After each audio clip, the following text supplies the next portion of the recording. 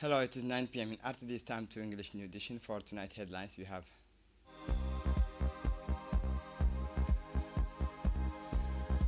the relation between Djibouti and China, friendship celebrated at the People's Palace.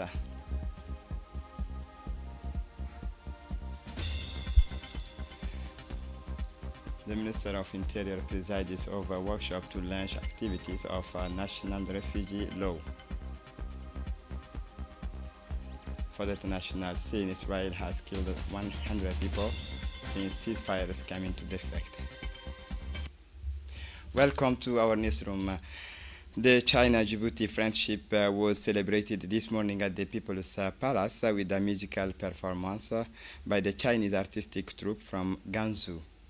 Present at the ceremony were the Prime Minister, His Excellency Abdul Qadir Kamil Mohammed, the Minister of Youth and Culture, the Chinese Ambassador to Djibouti, Mr. Hu Bing, the Djibouti Ambassador to China, Mr. Abdallah Abdullahi Migil, and members of the Chinese Army and Civilian Corps Chinese art troupe from Gansu performance beautiful traditional dance and music.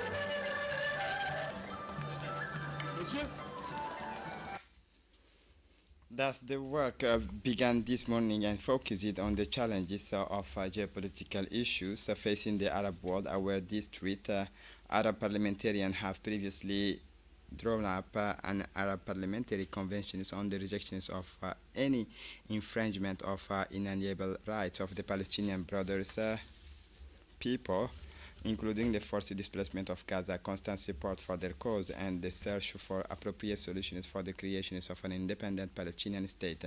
This convention, which will be submitted for approval to the Arab kings and head of state at the next summit, was carefully examined and approved by the speakers of Arab Parliament. In his speech, the Speaker of the National Assembly, Dileita Mohammed Dileita, did not fail to emphasize loudly and clearly the firm rejection of the Republic of Djibouti and of the forced displacement of the Palestinian brother people.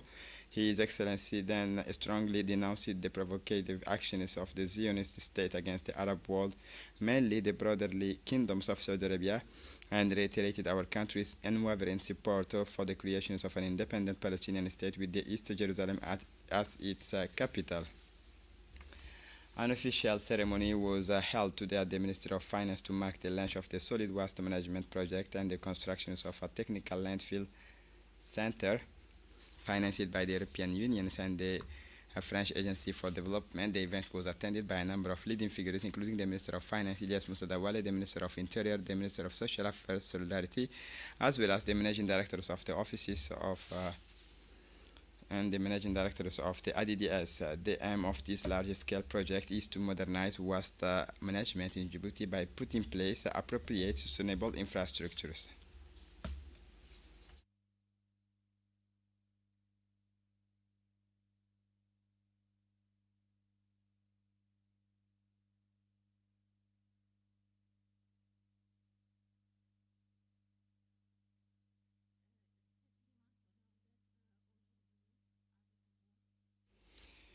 The Minister of Social Affairs Solidarity, Ulufa Ismail Abdo, said that the construction of a technical landfill represent a major step forward in meeting the environmental and health challenges posed by the accumulations of solid waste in the country.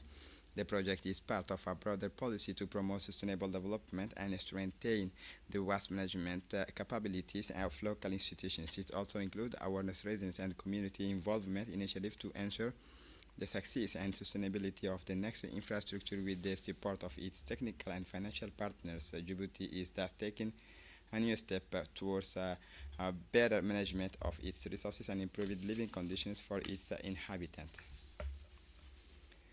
Now listen to the Minister of Interior, Saïd Nouh Hassan. Moi, donc, à mon tour, effectivement, de proclamer, effectivement, en disant que c'est également un honneur.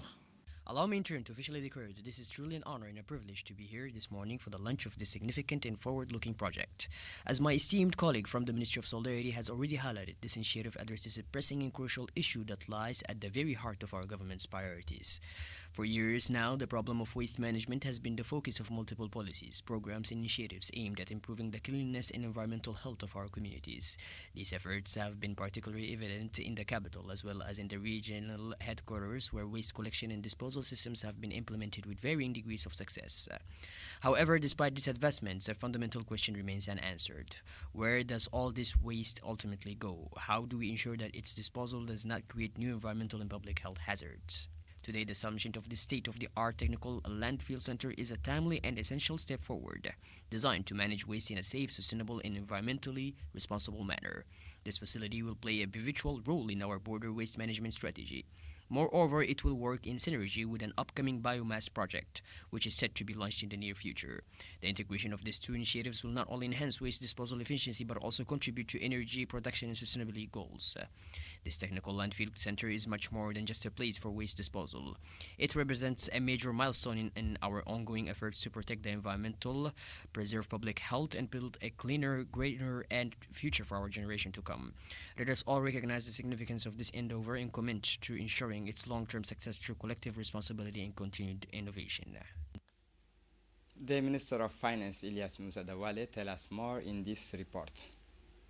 C'est un projet de 16 millions d'euros qui va aller naturellement en plusieurs phases. This is a 16 million project that will be carried out in multiple phases. A master plan for waste management has been developed, and we hope that this is just one phase within a broader process of managing soil waste in the Republic of Djibouti. This project will not only contribute to the well-being of our population, but will also help protect the environment. Additionally, it has the potential to create job opportunities and generate wealth. It is important to emphasize that we do not rely solely on the government. We also need the private sector and private investments to support this initiative. The prefect of the city of Djibouti highlighted in details the importance of the project to build a waste disposal center both for the city and its residents. He recalled that the success of this project depends on the involvement of all, highlighting the essential role of the Ministry of Interior and Social Affairs Solidarity, the Minister of Finance, UNFD, as well as associations of the different neighborhoods. He also expressed his gratitude to the financial partners, in particular the European Union and the French Development Agency, whose support was decisive for the realizations of this initiative.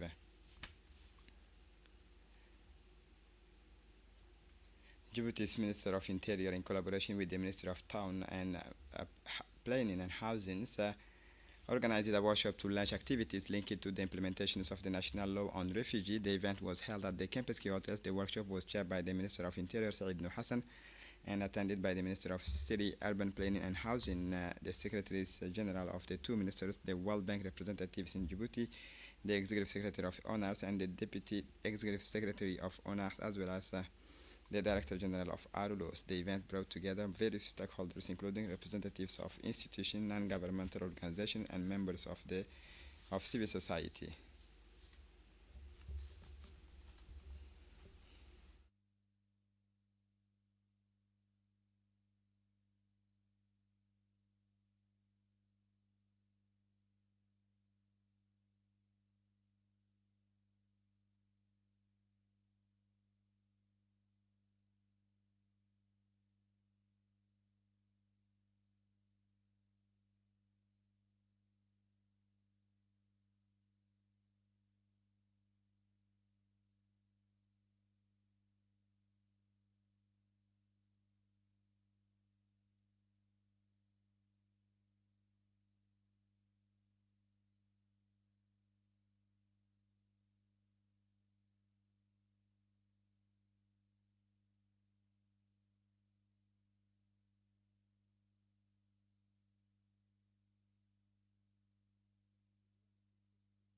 The World Bank representative said that the aim of the workshop was to strengthen cooperation and raise awareness among the various stakeholders on the issues involved in receiving and integrating refugees in Djibouti. During the sessions, construction discussions took place on best practices and strategies to ensure respect for refugees' rights while promoting their contribution to the country's socio-economic development. For her part, the Minister of Urban Planning and Housing, Amina Abdi Aden, said that this workshop marks a significant milestone in the implementation of inclusive policy aimed at improving the living conditions of refugees while meeting the needs of host communities. The aim of the workshop was to strengthen cooperation and raise awareness among the various stakeholders of the issues involved in receiving and integrating refugees in Djibouti. The Minister of Interior, Said Nur Hassan, underlined the importance of this law as an essential framework for the protection of refugees. C'est un honneur pour moi ce matin de prendre la parole aujourd'hui à l'occasion de cet atelier marquant le lancement des activités relatives à la mise en œuvre de la loi nationale sur les réfugiés. It is an honor for me to speak this morning on the occasion of this workshop marking the launch of activities related to the implementation of the National Refugee Law. This moment represents a key milestone in our unwavering commitment to preserving and protecting the dignity of those forced into exile. It is a testament to our nation's dedication to upholding fundamental human rights and ensuring that those who seek refuge within our borders are treated with compassion and respect. Under the enlightened leadership of His Excellency, the President of the Republic, Mr. Ismail Omar Guelleh, the government of Djibouti has always placed international solidarity and refugee protection at the heart of its priorities. This principle, deeply rooted in our cultural and religious values, have been reinforced through the adoption of a strong legal framework, especially Law Number 159 of the year 1670 Legislature governing the statute of refugees. This law provides a robust foundation for ensuring the rights, safety, and well-being of displaced population who have sought shelter in our country. This legislation aligns perfectly with the principles of the Global Compact on Refugees and reflect the commitments made by our country during the global forums of 2019 and 2023. It underscores Djibouti's firm stance in promoting shared responsibility and sustainable solutions for the refugee crisis, reaffirming our role as a key regional actor in humanitarian efforts. In conclusion, today marks not just the implementation of an important legal framework, but a renewed commitment to solidarity, resilience, and the protection of human dignity. It is through collective effort, strong governments, and international cooperation that we can build a more just and humane world for all. Today at the Faculty of Engineering of the University of Djibouti, the first edition of the International Scientific Conference on Energy and its Application, IKEA 2025, was announced to be scheduled for February 25, 27, 2025 at El Grand Hotel. This event, which is part of our Vision Djibouti 2035, brings together experts to discuss sustainable energy solutions, particularly in the field of solar, wind, and geothermal energy. In addition to the Minister of Higher Education and Research, Dr. Nabil Mohammed Ahmed, the Minister of Energy, Yunus Ali Keddi, accompanied by the President of the University, Dr. Jama Mohammed Hassan, the experts present, such as Dr. Mohammed Mossad, Dr. Ibrahim Dinser, and Dr. Abdurrahman Satman, and Dr. Erkan Aider discussed current energy issues. They discussed the importance of renewable energy for Djibouti and international cooperation to make sustainable energy accessible. The University of Djibouti is also pursuing regional projects such as the transfer of ADLAM and ADALPA technologies to universities in the regions, including Amud, Jigjiga, and Hargeisa. The mobile studio projects allows students from developing countries to explore STEAM with portable and affordable kits. The Minister of Energy and the Minister of Higher Education, accompanied by the President, visited the energy laboratories of the Faculty of Engineering. They supported these initiatives and proposed to extend this approach to other STEAM fields. These efforts reinforce Djibouti's role as a regional leader in the energy transitions and educational innovation. And now listen to the Minister of Higher Education and Research. Nous sommes en phase de travailler aujourd'hui sur la politique énergétique nationale. Today, we are actively working with the national energy policy, which is built on 4 key pillars. These fundamental aspects of our country's energy strategies include national energy production, the development of renewable energy sources, ensuring access to electricity for our citizens, and enhancing energy efficiency while initiating the transition to clean energy. As you all are aware, Djibouti is making significant strides in this transition. Currently, over 80% of our energy consumption comes from renewable sources. This is made possible through electricity imports via interconnections, as well as the utilization exploitation of our own national synergy resources. Our country is also investing in wind synergy projects, including a 60 megawatt wind farm, and has begun the construction of the solar project. Additionally, we are actively working on biomass and hydrogen energy initiatives. With a clearly defined strategy and ambitious objectives, the government of Djibouti aims to define this energy transition forward by 2035. By fostering innovation and leveraging research, we can create a cleaner, more sustainable future that aligns with our national energy goals and strengthens our energy independence. Conférence très importante, donc conférence internationale sur l'énergie et ses applications. I believe that energy issues will become increasingly crucial as they lie at the heart of the socio-economic development of every country. Given that Djibouti lacks natural resources such as oil and gas, we must rely on our own renewable energy sources: wind, solar, geothermal, and energy, and hydrogen, which is currently under exploitation, as well as tidal energy, which is also being studied in the Gubet region. This conference, which we fully support, is a valuable initiative, and we commend the University of Djibouti for organizing it. It takes into account the broader environmental context and encourages discussions on how Djibouti and the world share similar energy challenges. It also promotes key questions: what role can researchers, daily practitioners, and technicians play in addressing these issues? What contributions can be made to the future of energy? An essential aspect that must not be overlooked is the role of digitalization and renewable energy. As I mentioned earlier, artificial intelligence will likely play a significant role in this domain. AI is a powerful tool that can accelerate research through mathematical modeling, enhance infrastructure management, and mitigate potential risks. Its integration into the energy sector will be a key factor in advancing sustainable and efficient energy solutions. Now listen to the participant at this conference. The key challenges will be really about the storage, how to provide storage and overcome the fluctuation, especially when you deal with solar energy and wind energy. You know, sun is not shining all the time, wind is not blowing all the time, so how to overcome these challenges.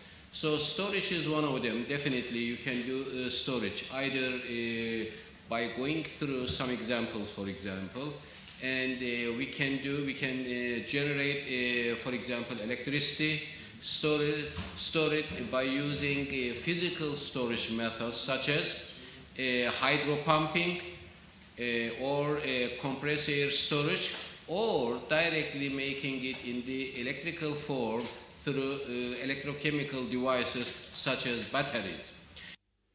The Minister of Energy, Younis Ali Geddi, chaired a consultation and information meeting for stakeholders in the Dora and Adailu villages electrification project held at Gadile Hotel in Tajarrah.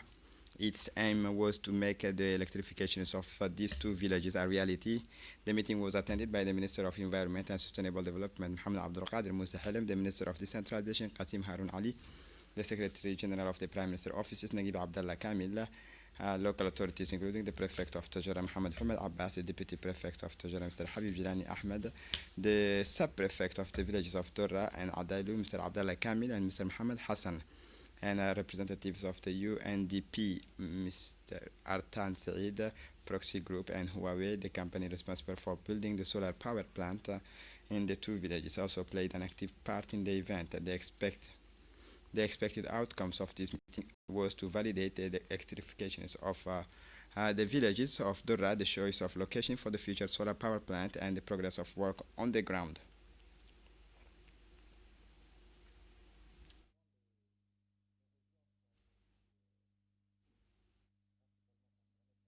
Now listen to the Minister of Decentralization and the Minister of Environment, Mohamed Abdul Qadir Musa Halim.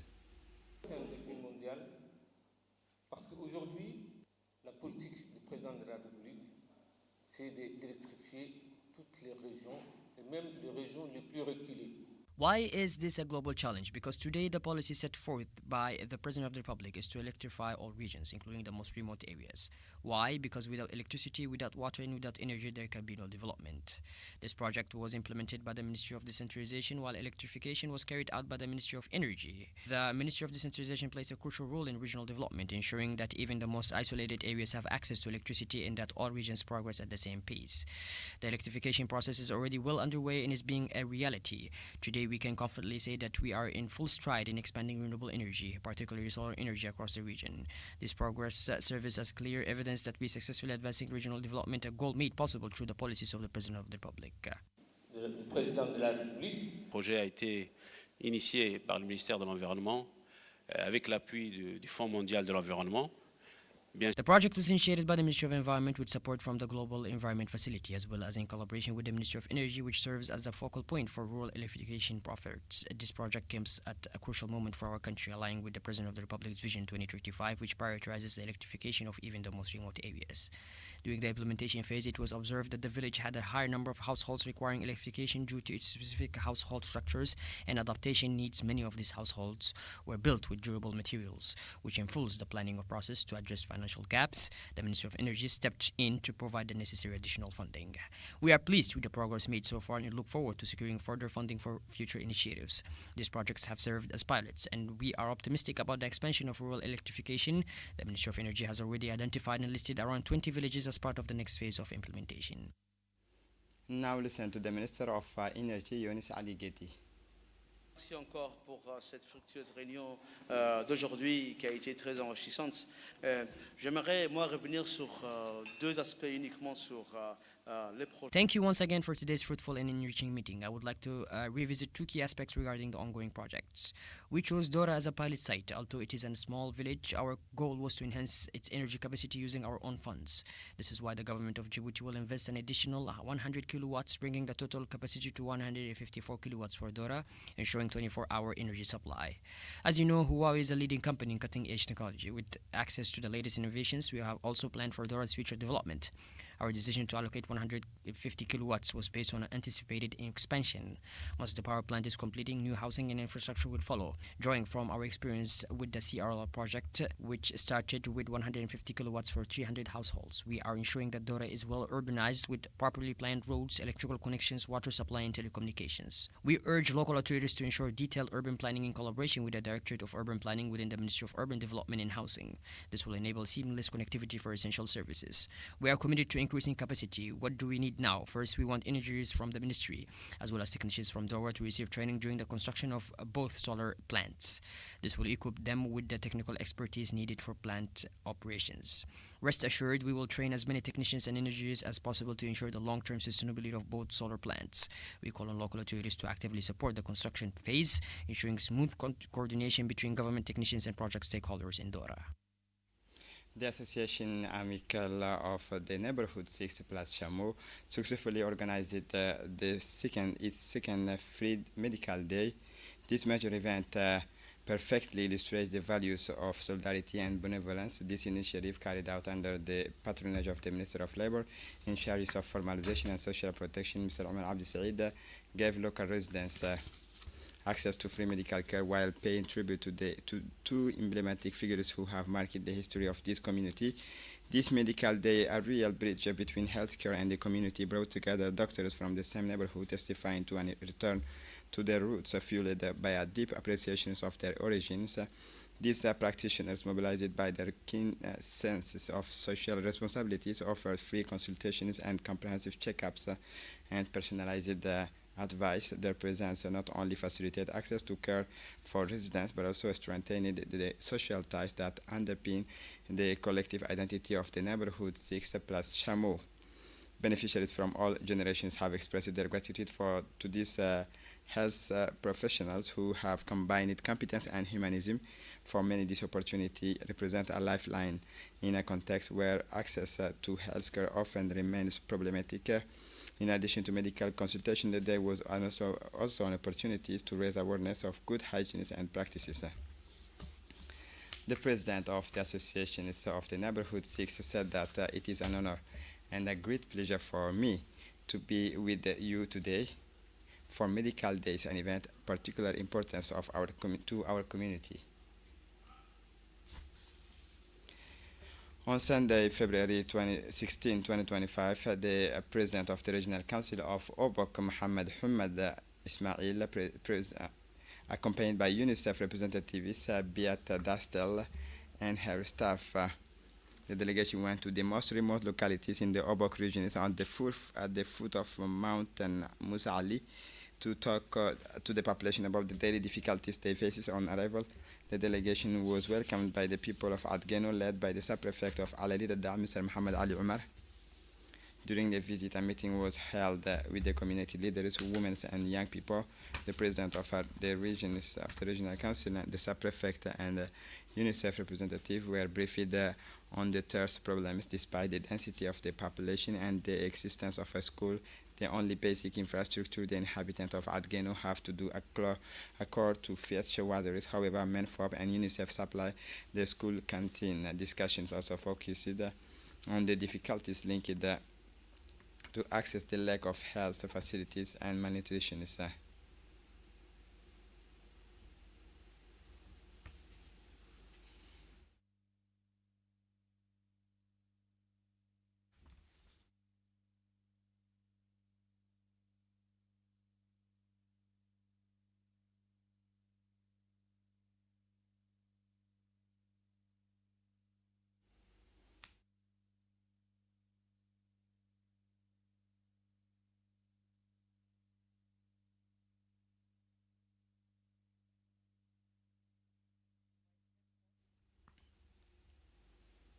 As part of its regular missions on the Djiboutian Army General Staff continued its tours of Kutabuya, accompanied by the prefect of As'ila regions and the corps commanders of the Dakhil Inter-Army Regiment. On their arrival in Kutabuya, the delegation was warmly welcomed by the inhabitants, who expressed their gratitude for the efforts of the military authorities to improve their living conditions. This welcome underlined the solidarity and cooperation between the armed forces and the local population. This mission is part of ongoing effort to strengthen security and support local communities. During the visit, the team exchanged views with the local residents and authorities to better understand their needs and identify priority for improving living conditions and guaranteeing sustainable security in these regions. As part of its regular missions, the Djibouti Army Staff carries out essential work to ensure the security, stability, and well-being of citizens in different parts of the countries.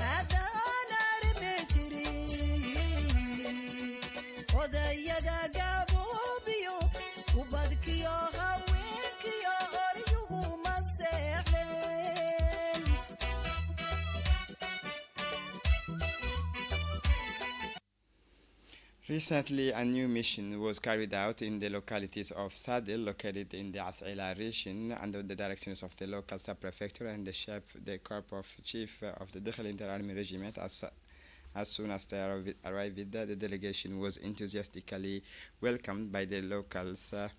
These gestures of welcome testified to the relationship of trust and solidarity between the armed forces and local communities, fundamental aspects of the army securities and the development strategies. Inhabitants expressed their deep gratitude for the efforts made by the military authorities to improve their living conditions, a clear sign of the population's appreciation of initiatives aimed at strengthening security and promoting decent living conditions in these sometimes vulnerable areas.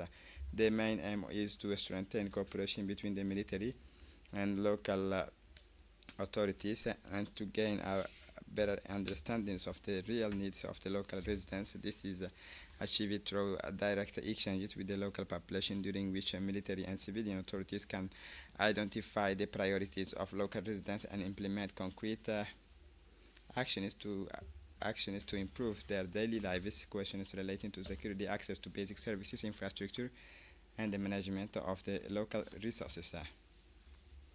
A traffic accident occurred on the ramp of the neighborhood commonly known as Vietnam, involving a truck transporting another industrial truck. Following a sudden braking, the load hit the cab, injuring the drivers and causing the truck to overturn.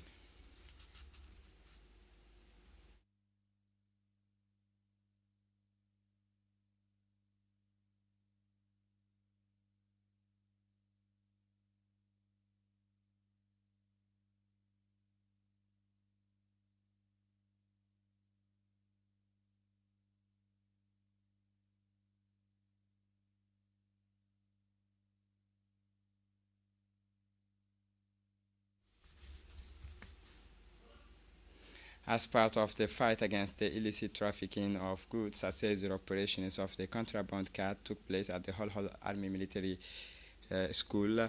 Mobile customs teams at the Hol Army Military Academy demonstrated their unwavering commitment to preserving national economic integrity during this operation.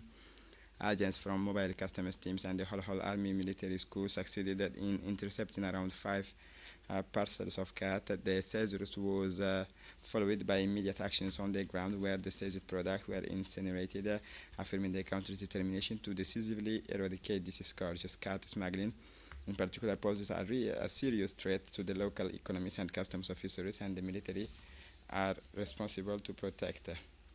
For the international scene, Israel has also injured 820 people and obstructed essential humanitarian provisions of the agreement that Israel has killed 100 Palestinians and wounded 820 others since a ceasefire agreement came into force over a month ago. In a report published on X, the director of the media office, Salama Ma'rouf, also accused Israel of obstructing the implementations of the humanitarian protocol linked to the ceasefire agreement. Ma'rouf said that the largest casualties was recorded early on Friday in the town of Rafah in the south of the Gaza Strip. He added that since the agreement began on January 19, the Israeli army had committed over 315 violations. And this is it for the news. Thanks for watching us. Have a good evening.